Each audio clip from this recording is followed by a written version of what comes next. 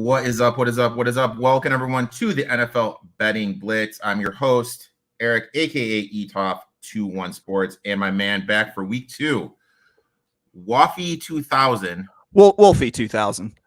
Waffy? Wolfie. Woofy 2000, the host of the notorious OTB podcast. My boy Chase. Chase, how you doing today, my man?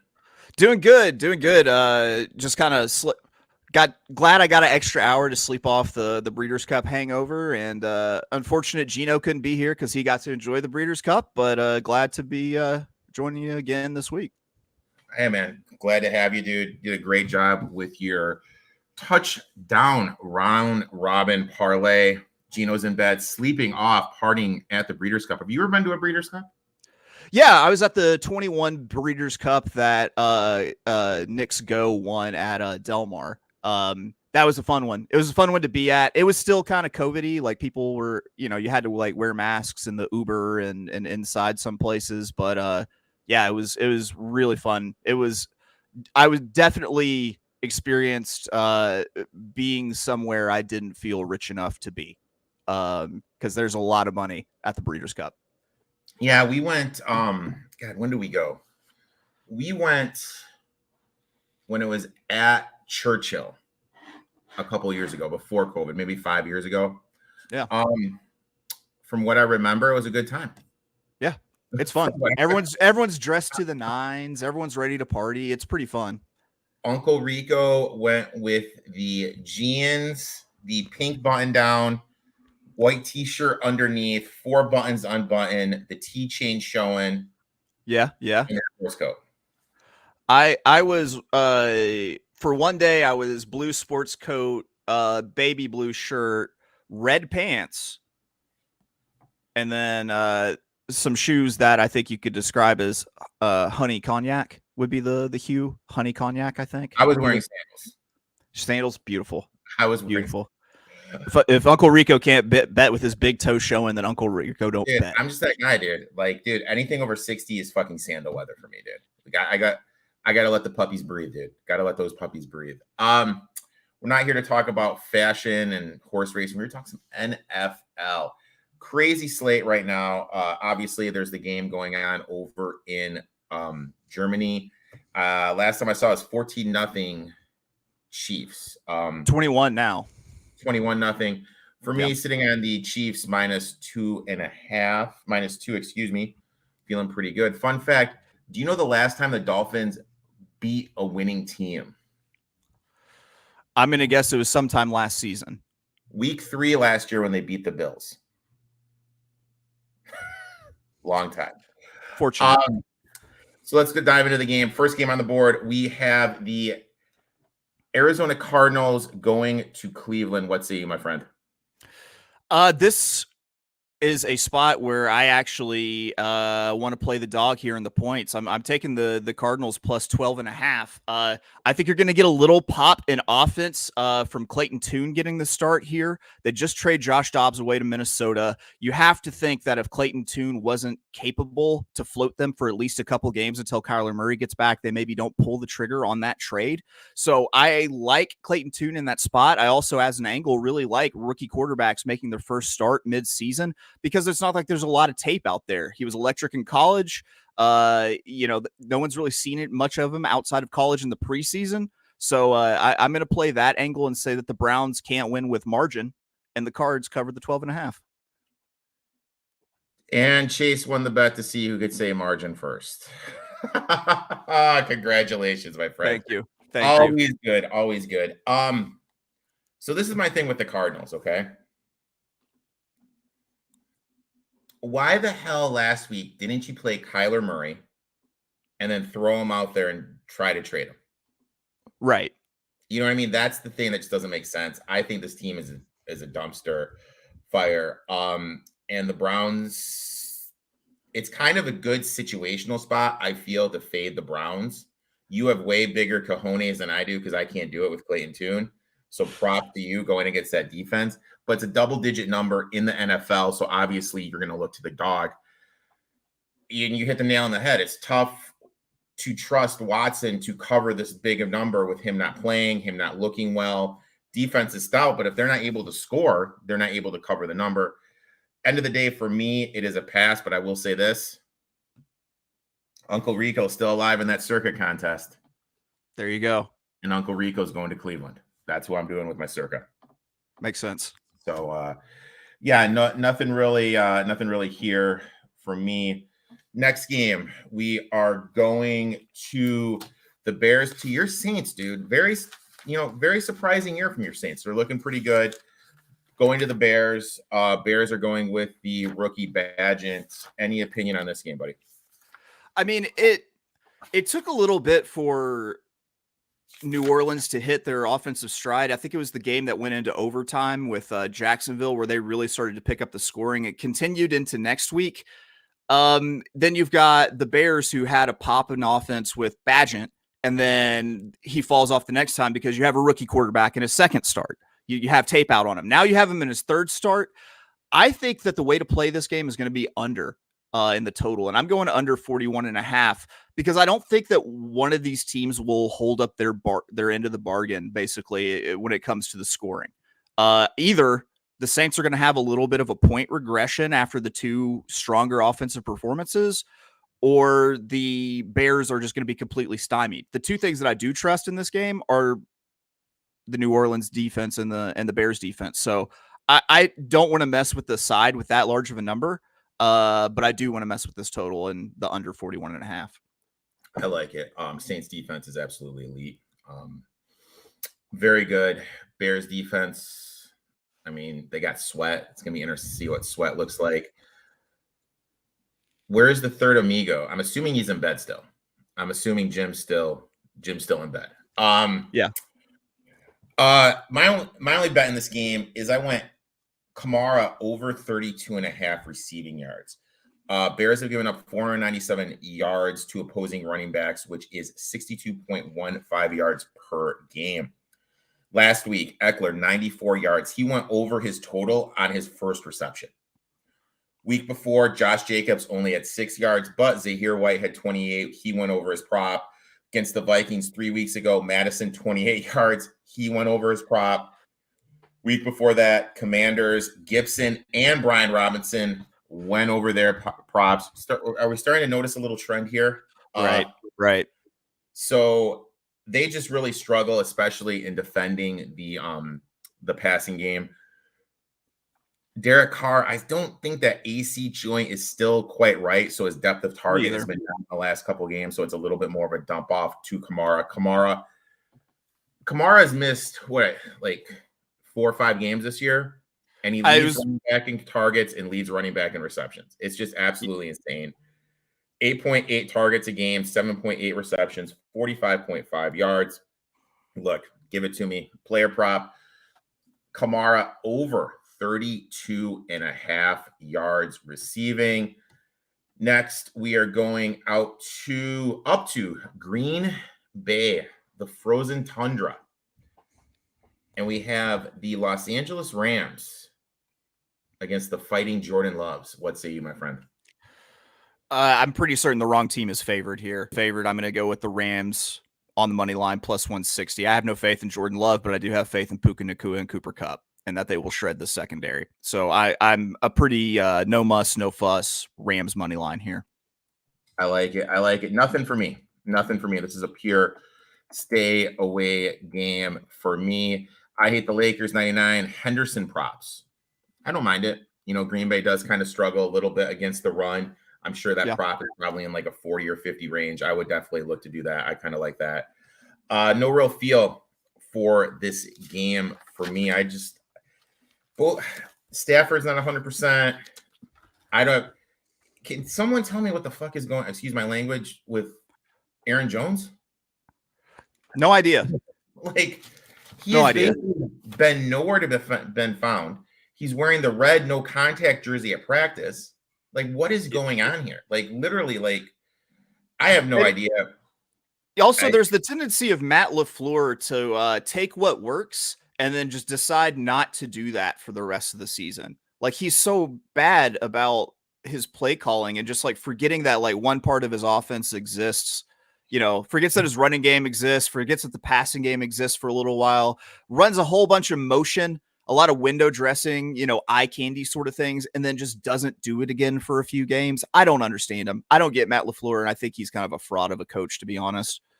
And you bring up a good point. Like, when Rodgers and LaFleur were together, Rodgers led the NFL by a great distance in audibles. Yeah. Like a great distance. So Matt was calling the play. Aaron would just go up there and it would just kind of check out of it. And do what needed to be done. I think we're kind of seeing that Rodgers was a bigger part of LaFleur's success than we gave credit to. Right. Granted, they have offensive line issues, really banged up. Aaron Jones is banged up, can't really lean on that run game. So maybe you give him a pass for that. But I think you and I can both agree Jordan Love ain't it. Jordan Love ain't. Let me ask you this. Will Levis or Jordan Love? Will Levis or Jordan Love? Right now, you have to say Will Levis, quite honestly. Jordan Love or Bryce Young? That's a tough one. That is tough. They might be on the same plane right now, quite honestly. Like, they're very, in terms of what I'm getting out of them. Right now, I'll give the edge slightly to Jordan Love. Jordan Love or KJ Jefferson, excuse me. The man has a heart of a champion, KJ Jefferson, obviously. Andrew chimes in. How is Chase talking about anything else but no balls right now? He is a true Renaissance man. Thank you. Andrew is also, he was on No Balls with me, and he's part of the Brotherhood of the Spacious Scrotum, as I've started calling us. For those who don't know, Chase has a very successful, great podcast called The Notorious OTB. He has been on No Balls for as long as I know. A horse that won at what, 10 to 1 yesterday? What did he win at? He went off at 13 to 1. 13 to 1. Yeah. So phenomenal call by him. If you're not listening to the Notorious OTB podcast and you bet on horses, you probably don't like winning money. I'm just going to say that. Probably don't like winning. Just a casual observation. Next game, we are going to the Minnesota Vikings, going all the way down to hot Atlanta to play the Falcons. What say you, my friend? In all honesty, this is a pass. But in solidarity with XFL Jim, it's Falcons minus 3.5 because of XFL legend Taylor Heineke. So literally, I urge no one to tail me on that. But I do have to do it in solidarity with XFL Jim. So Hall's starting for the Vikings. We really don't know what he is going to look like. Bobby Thomas, Falcons big. I can definitely see that. And I'm going to say this. So Josh Dobbs, in the limited starts that he's had in the league, targets the tight end an exorbitant amount. Okay. So next week, get DFS, we got to be starting TJ Hawkinson. If someone in the league is panicking because Cousins is out, throw that low ball trade. Try to get a little TJ Hawkinson. Because we need to remember, in the fantasy community, Josh Dobbs had everyone convinced that the tight end, whose name I can't pronounce for the Titans, was going to be a serious thing with the production he put up last year with Josh Dobbs. Oh, Chigakwonkwo. Yeah. So now, and he's nothing now. So we need to remember all these quarterbacks have places they like to throw, people they like to target. Dobbs likes to target the tight end. Make sure to make a mental note for that. He made Chigakwonkwo just first touchdown gold last year during the Titans games.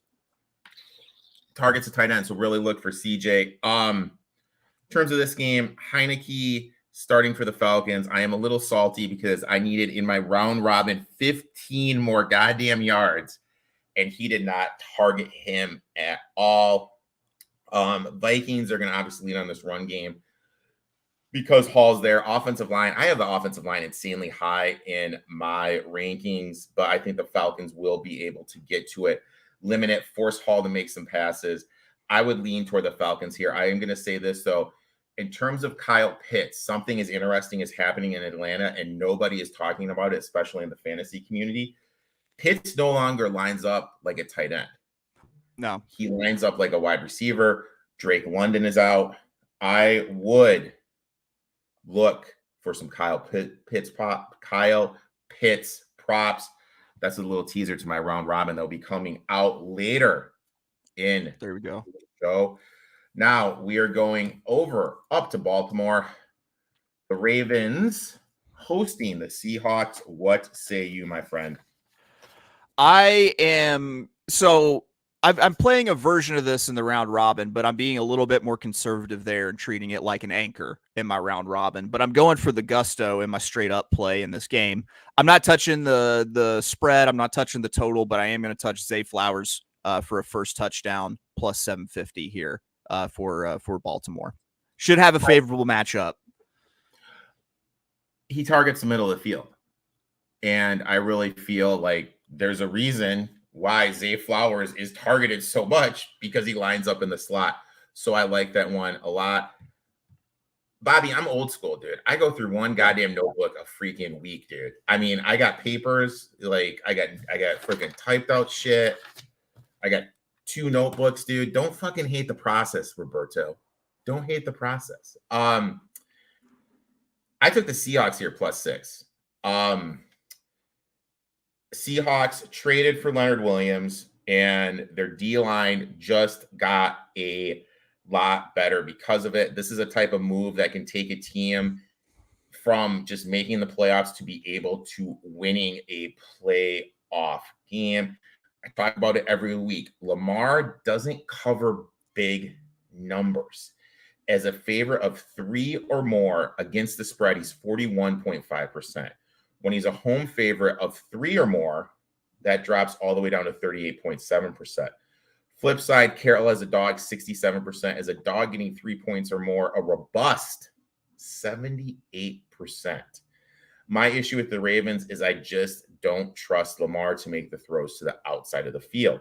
He has one game of over 300 yards, and that was against my Detroit Lions, Sure, who were without both slot cornerbacks and without their middle linebacker that covers the tight end position. I really think the Seahawks are going to lean on the run game, heavy coast of Carbonet and Walker, shorten the game. Because of that, I like the Seahawks. I got them at 6. I like it. I like that God, play.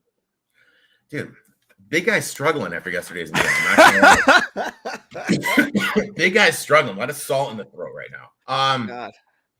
Next game, we're going down to H-Town, going down to Houston. We have the Texans against the Bucks. What say you, my friend? I feel like this would be the spot to take the Texans coming off the loss to the Panthers last week, but I'm passing. I think I want to stay away from this game, and I'm not really sure what the Bucks are yet.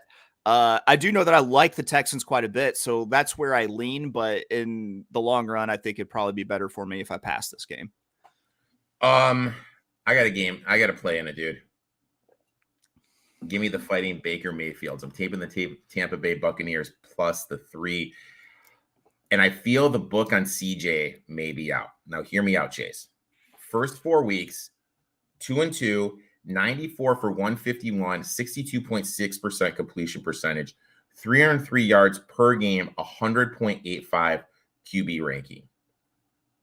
Next 3, 1-2, 49 for 86, 56.9% completion percentage, averaging only 196 yards per game. And having 2 of the 3 games, he didn't go over 200 yards passing, and a QB ranking of 84.84. Bucks defense is pretty decent, 13 DVOA. But the thing is Bulls is going to bring the blitz and get in CJ's face. And the one thing that the Texans do that I really don't like is they run on the first and second and down. This team out of every team in the league, has the worst third down distance to go average. Yeah. So they're really behind the chains. Now you got a young rookie whose teams are starting to figure stuff out. We all know it's a copycat league against the defense that's going to bring the blitz. Look, I like the Bucks here plus the 3. Also, Texans 24th DVOA against the pass, 18th against wide receiver 1s, 20th against wide receiver 2s. I think Mike Evans and Chris Godwin are going to have a day against this Texans defense. And it hurts me to say this, dude, because I have the Texans over 6.5. I have Stroud to win Rookie of the Year, but I got to take the Bucks here plus the 3, man. Because there was a point in the season where like Stroud put up the number, like the greatest QBR ever for like a rookie or something like that against the blitz. And it seemed like then he caught the Steelers, who were a little bit blitz happy as well. And they got he played a good game there. It makes me wonder that if the Bucks are going to, be pitting back their ears and he's able to play well against the blitz, or I'm not sure if it trailed off or not is I guess what I'm saying. Like, did they keep blitzing him and he came back to earth, or did they sit back and just wait and play zone, drop 8? I would just bring it right at him, dude. Because I think so. My thing, it's like, let's look at their wide receivers. You have Nico on the outside. You have Dell on the inside. You have Dell on the in the slot. They do try and kind of struggle against the slot. So maybe Dell could have a good game, but their DBs aren't that bad. If they could get pressure, I think he's going to struggle a little bit. And no Dameon Pierce. That means you have Singleton and Boone running the ball. That's rough. Not that high. So I'll take the old Tampa Bay Buccaneers plus 3. Grimy card for me today, man, but those sometimes are the best cards. Next game, another grimy one. We have the Washington Commanders against the New England Patriots. Now, let me ask you this. Jordan Love or Sam Howell? Sam Howell. Jordan Love or Mac Jones? Mac Jones.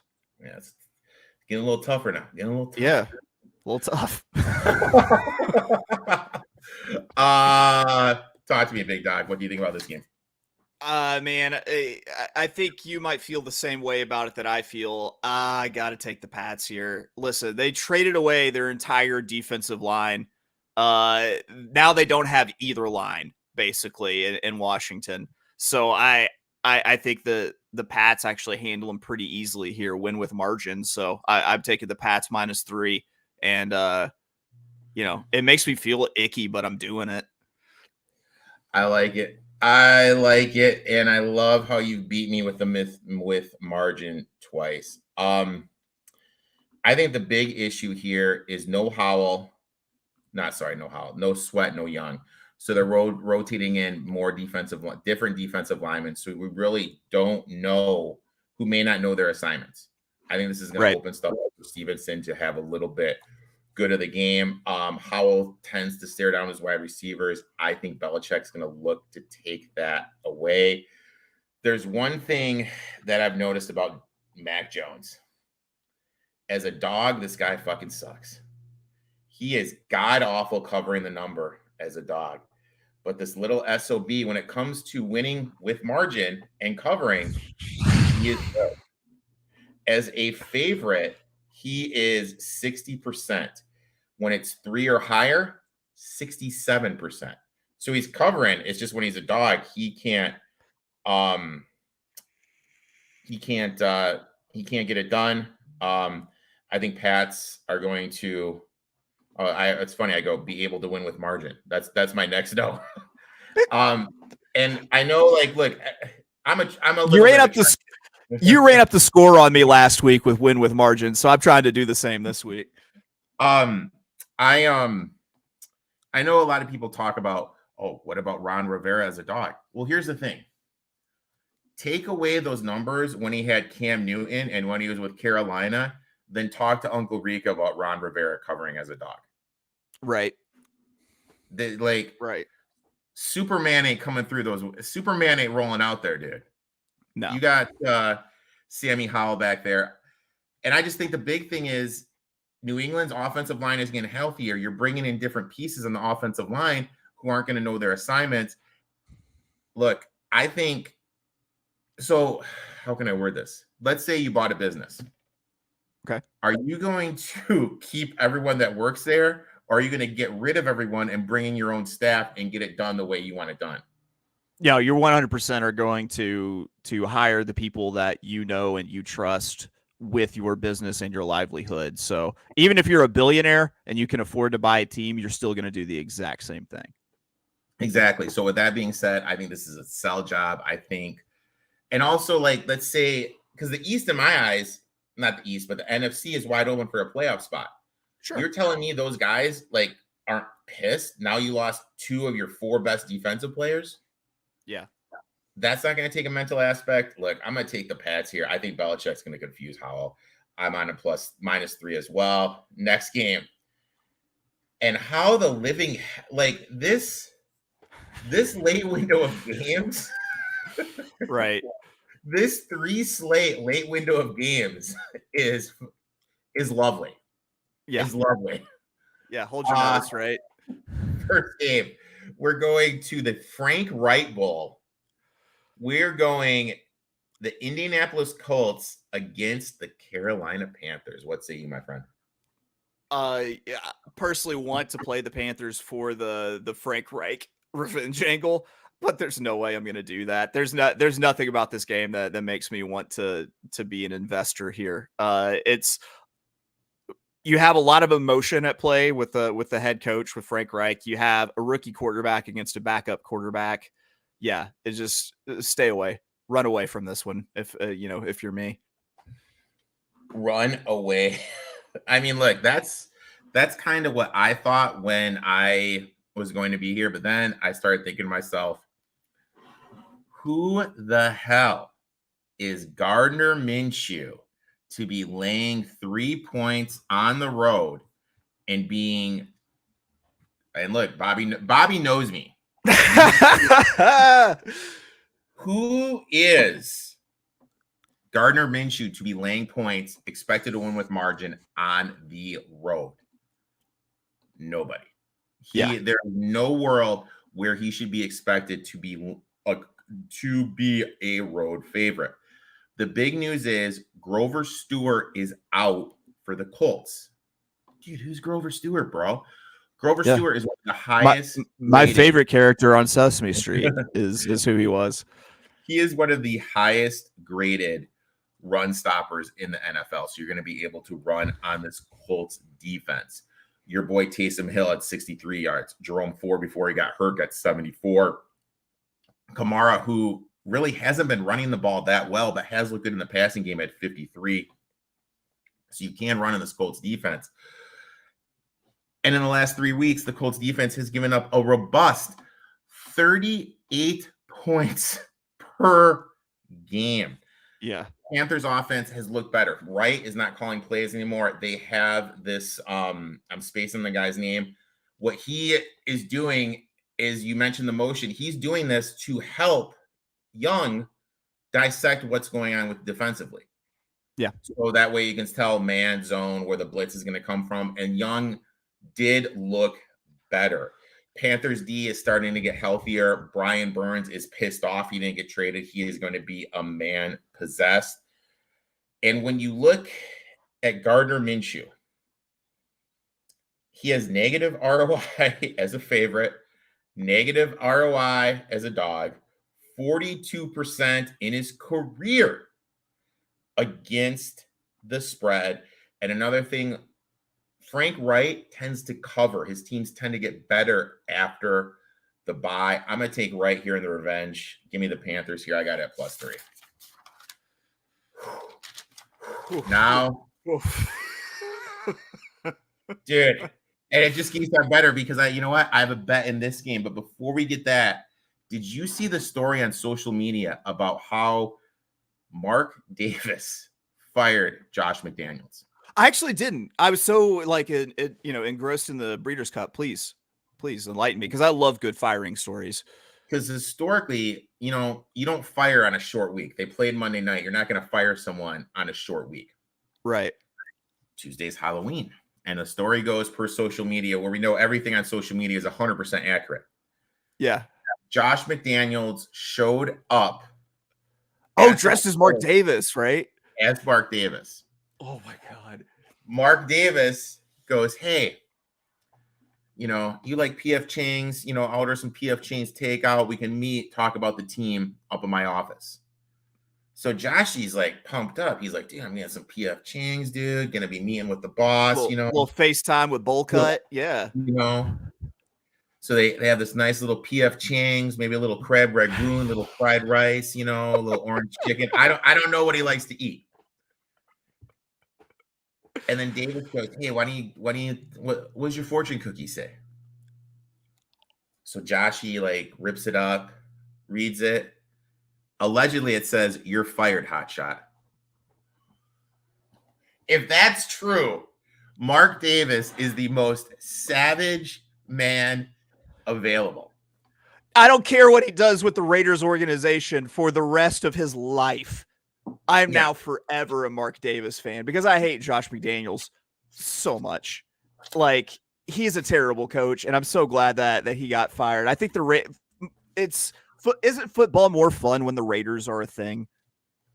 It is. And the thing that pisses me off is that special teams coach they had as their coach. Versace or whatever his name is. They never should have got rid of him. They got him to the playoffs. Right. And if you're Devontae Adams, how effing pissed are you? You came there for Derek Carr, and then they just, Derek Carr, hey, Jimmy Garoppolo, come here. You're going to be starting. It just doesn't make any sense to me. But from what I'm hearing not many people in that locker room like Josh McDaniels. That's what I heard too. And I think this is going to be an insanely spirited effort. And I know people are like, Devontae Adams is going to have a huge coming out party. I think it's going to be Josh Jacobs as the coming out party. Yes. Giants 27th DVOA against the run, allowing 110.1 yards per game to opposing running backs. PFF has this graded a phenomenal matchup for the Raiders offensive line against the Giants defensive line. And we all know what these defensive type coaches, and the intern coach is a defensive coach, what they like to do.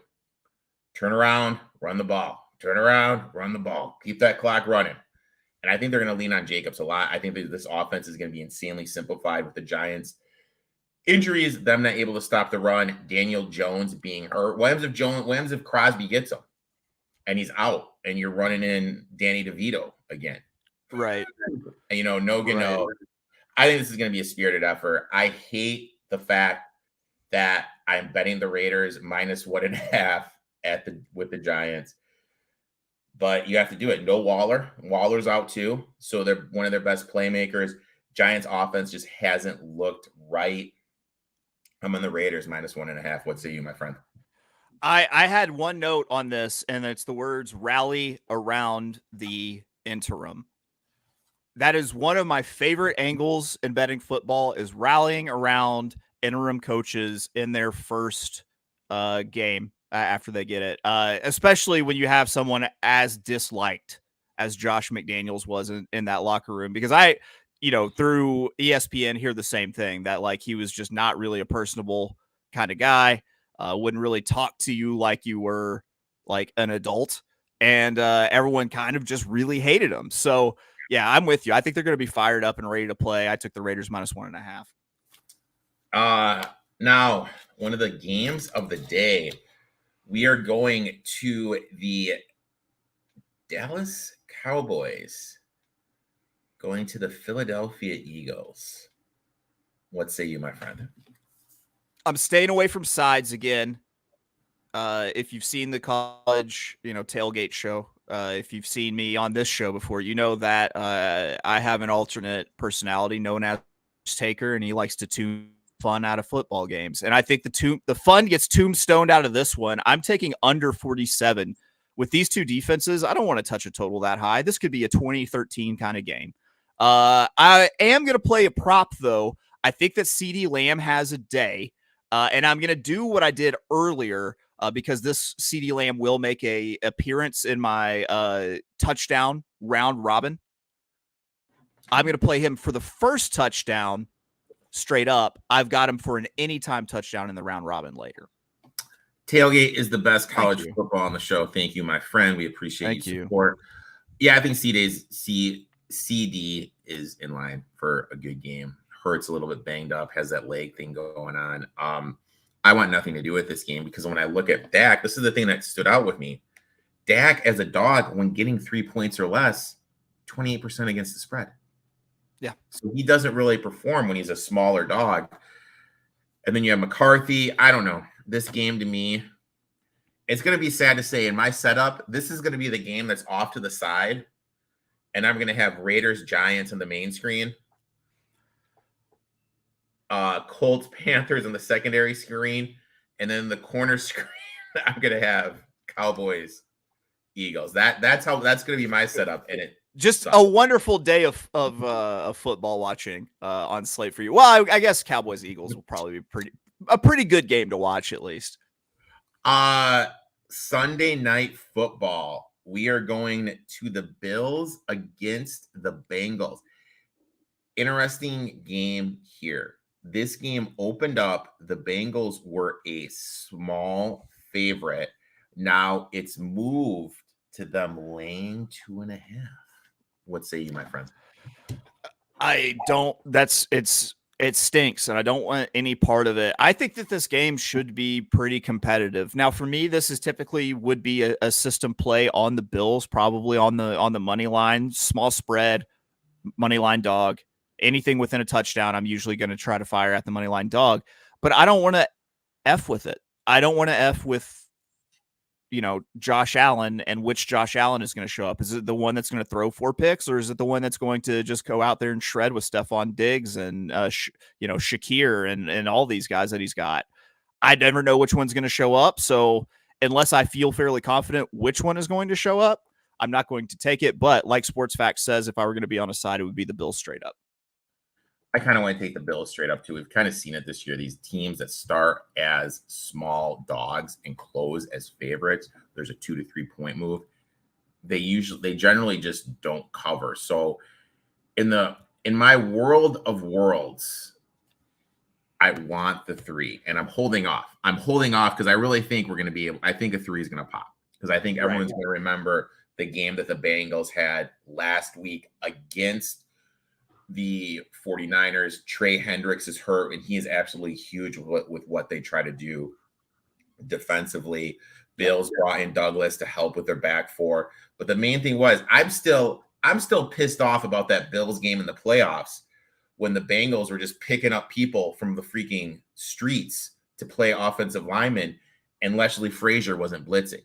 Now McDermott is calling the plays. McDermott's going to look to bring a little bit more of the pressure. You know what? I'm waiting for the 3. That's my thing. I am waiting for the 3. Give it to me. Chase, now we need to talk a little Survivor. What if you had a Survivor, what would you be playing today, my friend? Are you in a Survivor? Do you have anything left? I'm not in a Survivor. So I go with something that I feel like people would have left to play here, and it's the Raiders. Raiders against the Giants. Rally around the interim. Let's do it. Dude, I did the easy way out. Just give me Cleveland. I'm doing easy way out. Just give me Cleveland. Survive in advance. Excuse me. Now, the round robin. What are you doing with the round? After seeing your round robin, I feel my round robin's a little soft. So I did all first touchdowns last time.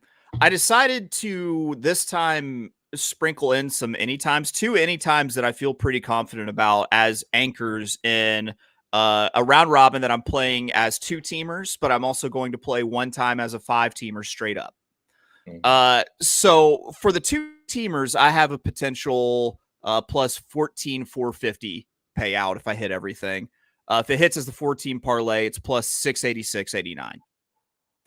Juicy. We're going to go Alvin Kamara, first TD, plus 375. We're going to go CeeDee Lamb anytime TD plus 135. That's the anchor. Jonathan Taylor first TD plus 400. Zay Flowers anytime TD plus 190, also an anchor. And then after hearing Uncle Rico talked, I kind of wish I was on the flip side of this and went Josh Jacobs. I'm going to go because I think they're going to have to run a lot through Saquon Barkley. Saquon Barkley first TD plus 325.